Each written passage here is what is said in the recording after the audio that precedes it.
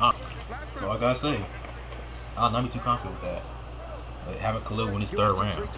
Well, at least get hurt. At least one team in his round. There, he's out. Yep. See, I told y'all.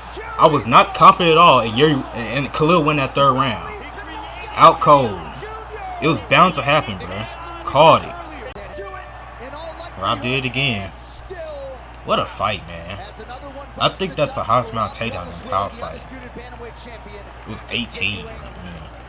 He can't be stopped, man. Jan's not beating him in a rematch. Umar's not beating him in a rematch. He might be the greatest middleweight of all time. That's all I gotta say. Wow! Easy one. Man. Aggressive right away. Man. Well, Alex is back.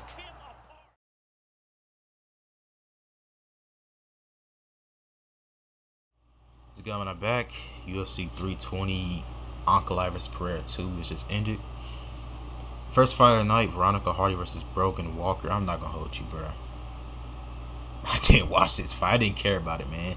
It's like one of them bathroom break fights, man. I can't even lie to you. Next, you got Ramiz. Oh, yeah, Hardy did look really good in the fight, though. She did. Next, you got Ramiz Brahimaj versus Austin Vanderford. Now, Vanderford, he looked pretty decent in the first round. But then Ramiz started to kind of break him down in that second round and eventually ended up submitting him with a guillotine. And Vanderford takes his first loss in the UFC. Ramiz is on, like, what, a 3-fight winning streak now?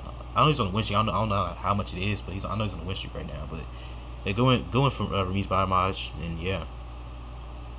Next, you got Farid Basharat versus Chris Gutierrez. Jesus Christ, bro.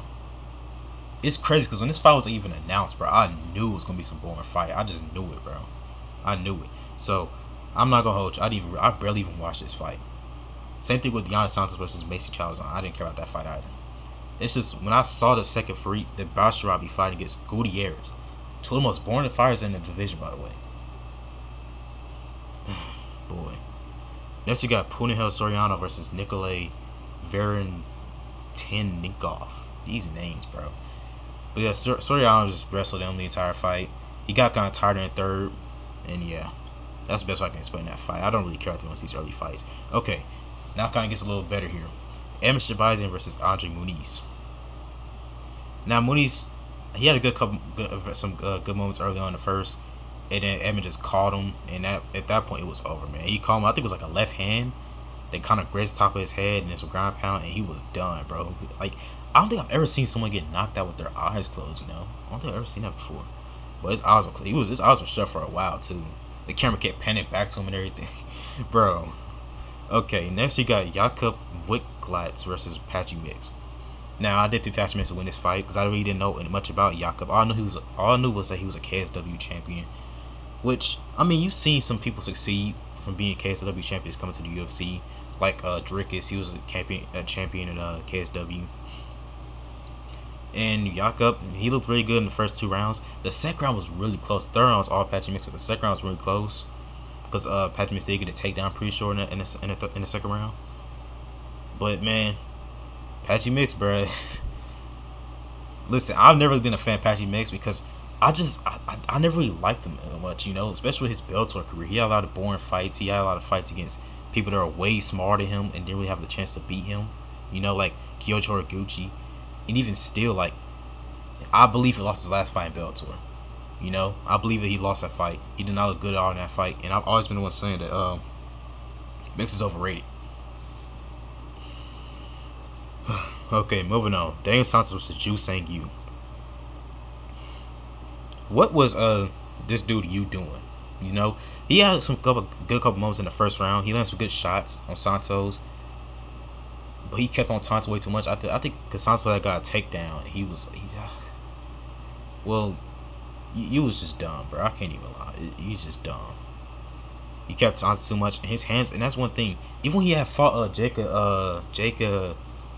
I forgot his last name, but I remember saying during that fight, "Oh, his hands a little too low." And then he's catching with left hook. But now he's fighting someone who's actually better and a higher step at Daniel Santos, you know. And yeah, it showed. His hands are way too low. He was backing him against that cage and he got knocked out. And he was out from that ground pound, man. Going for Daniel Santos, I know it was a catchweight fight, which was stupid, but yeah. Next, you got Ateba Gautier versus Trayston Vines. Now, Vines making his UFC debut, came in on short notice. I think it was on 2 days' notice. And, boy, I didn't really expect much out of him, but that finish was just so odd. Because he just ragdolled him, bro, and then he was done. Like, I don't know, man. But yeah, Ateba just way too strong. He might be one of the scariest fighters in the division. Outside of, like, some ranked people, you know. And I believe if he fought Ozzy Diaz, he'd have got done pretty bad. Ozzy Diaz would have got knocked out bad, you know. So yeah. Moving on, we got Joe Pyfer versus Abus Magomedov. Abus had a good first round. Pyfer was just trying to wrestle early on, and I believe he's trying to just tire Abus out because he's known for getting tired later in fights, especially with a lot of heavy wrestling. And Pyfer ends up submitting him in the second. Yeah, Abus is stupid. Next, we got Yusuf Zalal versus Josh Emmett. Now, Zalal, you know, coming to this fight, I expected, I didn't really expect Zalal to really engage with him, which, I mean, come on now, he's fighting Josh Emmett. But for him to beat Emmett in that fashion, to submit him, it's so weird because not many people finish Josh Emmett, you know. I don't think he's ever even been submitted before. Oh, never mind, Yair submitted him a couple years ago, I forgot about that. But yeah, Zalal goes in there, submits him, and under 2 minutes, which is like come on now, it's crazy. Like, you rarely see that happen to Josh Emmett. But going for Zalal, I like to see him, like, I would like to see that fight against Earl Murphy, but not yet, you know. I think he needs to get a couple more fights in before he fights someone like Murphy. But yeah, a good win, a good like statement win for Yusuf Zalal in his second round in the UFC. Cause I always thought he had a lot of potential when he was in the UFC at first, especially with things he had showed early on in his UFC career, or first part of his UFC career. Now that he's back and he's doing exactly what I thought he would do, not exactly what I thought he would do, but yeah, I think he would become a top-ranked fighter like how he is now. But next you got Yuri versus Khalil Rountree. Now, I did say, because you probably won't see me in the intro, I did say before the third round that it's kind of, I don't really trust Khalil winning his third round, and I didn't. Because Yuri, like, if Yuri's losing a fight, even like at any, like, potentially losing a fight, he's gonna go crazy in that third round. Same thing he did against Rakic at UFC 300. I can't really trust someone like Khalil, who's known to gas out in fights, by the way, to win a third round versus someone like Yuri, who can just flatline you at any moment. And that's exactly what happened. He flatlined him in the third round. Khalil's doing really good in the first 2 rounds, and I don't know what's next for Khalil. He's 35. He hasn't really beat any top competition. He did beat Jamal Hill, but who hasn't, you know? I think everyone else in the division would beat Jamal Hill, you know? So Yuri just flatlines him, and I kind of want to see him versus Oberg next to determine who gets the next title shot, you know? But we're going to see. Next, you got Merab versus Corey Sankis, a really good fight. First round was obviously Corey Sankis. He did really good in that first round. And then the rest of that was just pure domination, just taking him down multiple times in multiple rounds, you know. Even getting a knockdown in the second round, I almost knocked him out, like he said, which I didn't think he would knock him out, but hey, he was really close to doing that, going for Merab. And I don't really know what's next for him. I mean, he already beat Jan, he already beat Umar. I think Umar might be the next fight if Umar beats Batista. You know, that's how I can really see it going. But next you got Alex Pereira versus Ankalaev in the main event. Boy, oh boy, the build to this fight, you know, a lot of people were saying Ankalaev is gonna win. I believe Ankalaev is gonna win myself. And Alex might not have been lying about the first fight. He might not have been lying. He went out there and just bulldozed him, man. And I've never seen Alex be that aggressive the second the fight starts. I mean, wait, he did do it against Izzy in their first fight MMA. He did do that against Izzy, where he came out through like a side kick to start the fight. But man, he just went out there and just straight up dominated him, like just ran through him, you know. And that never happened to Ankalaev. It's probably never gonna happen to him again. And now, of course, Ankalaev got the belt back. I'm kind of wondering what they're gonna do to Ankalaev now. Like, he might not get a rematch because I mean, when you lose a rematch like this, you're not getting a trilogy. You're not. It's as simple as that, unless they're the only person left. But I'm assuming they'll probably, if Oberg beats Yuri, which I think Oberg can beat Yuri, but I don't know, man. Yuri's just so good, you know.